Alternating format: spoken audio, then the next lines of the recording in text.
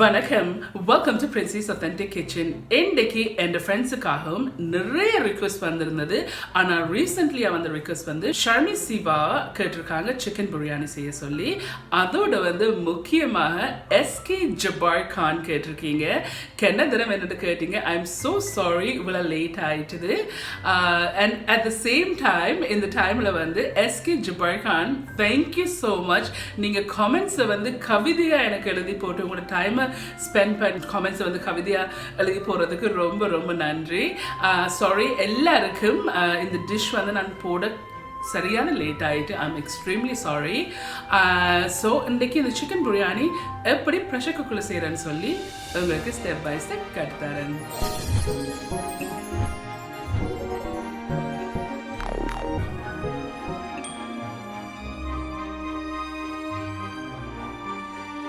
இந்த பிரியாணி நான் செய்கிறதுக்கு என் ப்ரெஷர் குக்கர் 5 லிட்டர் கெப்பாசிட்டியான pressure cooker.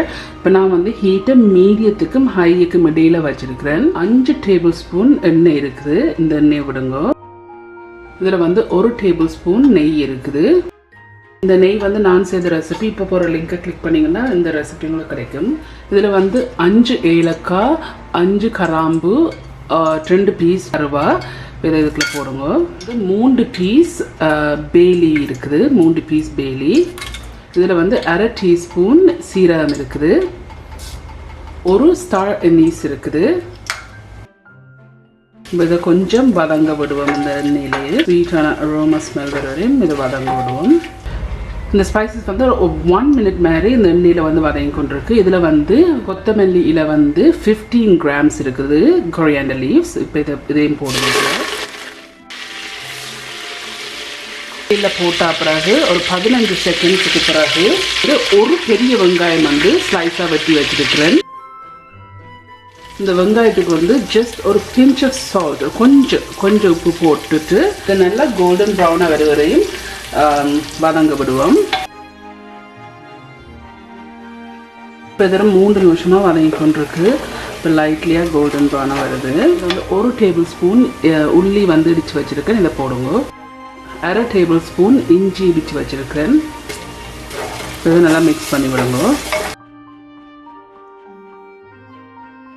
SK Jabir Khan இந்த ரெசிபி நீங்கள் நெடுதலம் என்று கேட்டிருந்தீங்க.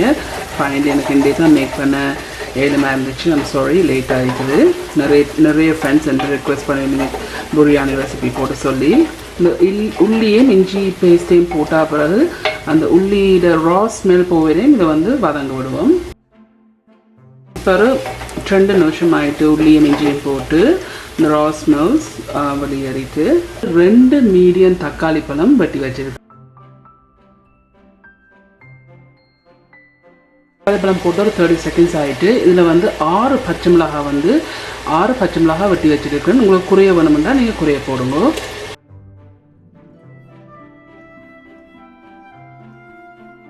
தக்காளி பழம் போட்ட பிறகு ஒரு கொஞ்சம் நேரம் வதங்க விடுவோம். தக்காளி பழம் நல்லா சாஃப்டாக முஷியாக வர வரையும் வதங்க விடுவோம்.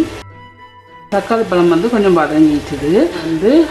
1/4 டீஸ்பூன் மஞ்சள் இருக்குது. Turmeric powder, plain chilli powder இருக்குது. 3 டேபிள் ஸ்பூன் இருக்குது. பட் உங்களுக்கு குறைய வேணும்னா நீங்கள் குறைய போடுங்க. இதில் கரம் மசாலா இருக்குது. 1/2 டீஸ்பூன் கரம் மசாலா.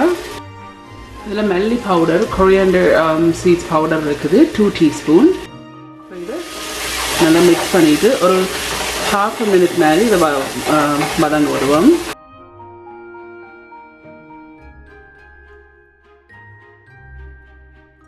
இப்போ ஒரு 40 செகண்ட்ஸாக இது வதங்கி இருக்குது. இதில் கோழி இருக்குது. 1 கிலோ சிக்கன் இருக்குது. இதை நான் சின்ன வெட்டி இந்த காலை இப்படி வெட்டி இருக்கிறேன்னு என்ன சொன்னால் அந்த மேரினேஷன்லாம் போய் நல்லா டேஸ்ட்டாக இருக்குதுக்குள்ள. ஸோ இந்த 1 கிலோ சிக்கனை இப்போ இதுக்குள்ள நாங்கள் போடுவோம். இதுக்கு தேவையான அளவு உப்பு சேருங்க. நல்லா மிக்ஸ் பண்ணி விடுங்க. அந்த கோழி போட்ட பிறகு ஒரு 2 மினிட்ஸ் மேலே இதில் வதங்கியிருக்கு. 2 நிமிஷத்துக்கு பிறகு இதில் 1 கப் பிளெயின் தயிர் இருக்குது. யோகர்ட் இதில் 235 ml தயிர், எல்லாத்துக்கும் 1 கப். இப்போ இதையும் போடுங்க. நல்லா மிக்ஸ் பண்ணுங்க.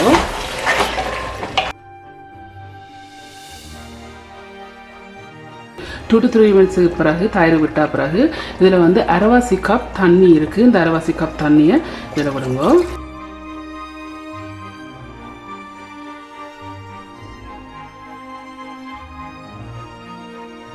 இப்போ இந்த ப்ரெஷர் குக்கரோட மூடியை போடுவேன். ஹைக்கும் லோ ஹீட்லேயுமே இருக்குது. இந்த ப்ரெஷர் குக்கரோட விசில் வெயிட்டை வந்து போடுவேன். இப்போ வந்து மீடியத்துக்கும் ஹைக்கும் இடையிலேயே வச்சுடுங்க ஹீட்டை. 2 விசில் வரையும் இதை நாங்கள் அவிய விடணும். இது முதலாவது விசில்.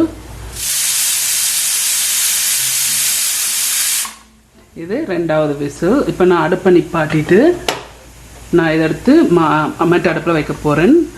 நல்லா ஸ்டீம் எல்லாம் வெளியேற வரையும். ஓகே ஃப்ரெண்ட்ஸ், இந்த சிக்கன் வந்து இதில் ஸ்டீம் எல்லாம் வந்து வெளியேறிட்டு இப்போ இதை திறந்து இப்படி இழுத்து பார்த்தீங்கன்னு சொன்ன அந்த விசில் எந்த ஸ்டீமும் இல்லை, ஒரு ஸ்டீமும் இல்லை இதில். இப்போ இதை நாங்கள் திறப்போம். ஸோ இந்த சிக்கன் வந்து நல்லா குக் ஆகிடுது. இதை திறந்துட்டு தண்ணியை அந்த இதை வந்து மிக்ஸ் பண்ணி போட்டு உப்பு காணுமான்னு ஜஸ்ட் ஒரு டேஸ்ட் பண்ணி பாருங்கள். வந்து ஹீட்டை வந்து மீடியம் ஹீட்டில் வச்சுருக்கிறேன். இதில் வந்து 3 cup basmati long grain basmati rice இருக்குது. இது வந்து நான் ஊற வச்சு நான் 25 மினிட்ஸ் சோக் பண்ணி போட்டு இப்போ இந்த கழுவி இப்போ வடிய வச்சு தான். ஸோ இந்த ப்ரெஷர் குக்கரில் வந்து நீங்கள் பெர்ஃபெக்டாக வந்து பாஸ்மதி ரைஸை குக் பண்ணுறேன்னு சொன்னால் இதில் வந்து 3 கப் ரைஸ் இருக்குது. 3 கப் ரைஸுக்கு வந்து 885 மில்லிலீட்டர் லிக்விட் வேணும். அல்லாட்டிக்கு 3 கப்பும் 3/4 கப் ஆஃப் வாட்டர் வேணும். 3 cup and 3/4 cup of water வேணும். ஏற்கனவே வந்து இதில் லிக்விட்ஸ் இருக்கிறபடியாக நான் வந்து ஒன்லி 1/3 கப் ஆஃப் வாட்டர் தான் ஆட் பண்ண போகிறேன். வந்து யோகர்ட் வந்து 1 கப் விட்டு நான் அதோட வந்து தண்ணி வந்து 1/2 கப் விட்டு தான். ஸோ பேசிக்லி 1.5 கப் லிக்விட் இருக்குது. ப்ளஸ் நாங்கள் ப்ரெஷர் குக் பண்ணி இதை குக் பண்ணிக்க அந்த இறைச்சியில் இருக்கிற தண்ணியும் வந்து வெளியில் வந்திருக்கு பை. ஸோ உங்களுக்கு ஷுவராக இல்லாட்டிக்கு ஃபர்ஸ்ட் டைம் நீங்கள் இதை மேக் பண்ணுறேன்னு சொன்னால் இந்த கிரேவி எடுத்து கப் கணக்குக்கு நீங்கள் புறம்பா கிரேவியை வந்து மெஷர் பண்ணி பார்க்கலாம். பார்த்தீங்கன்னு சொன்னால் தான் உங்களுக்கு பர்ஃபெக்டான பிரியாணி உங்களுக்கு கிடைக்கும். இப்போ இந்த சோக் பண்ணி வச்சுக்க பாஸ்மதி ரைஸை வந்து இதில் போட போகிறேன். இதில் ஆல்ரெடி வந்து இந்த கிரேவி லிக்விட் இருக்கிறபடியாக நான் இந்த ரைஸுக்கு தனியாக 1/3 கப் ஆஃப் தண்ணி தான் விட போகிறேன். நல்லா மிக்ஸ் பண்ணி விடுங்க. ரைஸை பிரேக் பண்ணாமல் மிக்ஸ் பண்ணிவிடுங்க. ஏன்னா இந்த ஊறி இருக்கிறபடியாக வந்து ரைஸ் வந்து பிரேக் பண்ணும். இதில் இன்னொரு 15 கிராம் கொரியாண்டர் லீவ்ஸ் இருக்குது. கொத்தமல்லி இதில் 15 கிராம் இருக்குது. இப்போ இதையும் இதுக்கு மேலே போடுங்க. இந்த கரண்டியோட பின்பக்கத்தால் இதை வந்து லைட்டாக மிக்ஸ் பண்ணி விடுங்க. மீடியம் ஹீட்டில் வச்சுருக்கிறேன். வச்சுக்கொண்டு இந்த மூடி போட்டு இந்த ப்ரெஷர் குக்கரோட மூடியால் டைட்டாக மூடிட்டு இந்த ப்ரெஷர் குக்கர் விசிலை போட்டுட்டு 2 விசில் வரணும் மீடியம் ஹீட்டில்.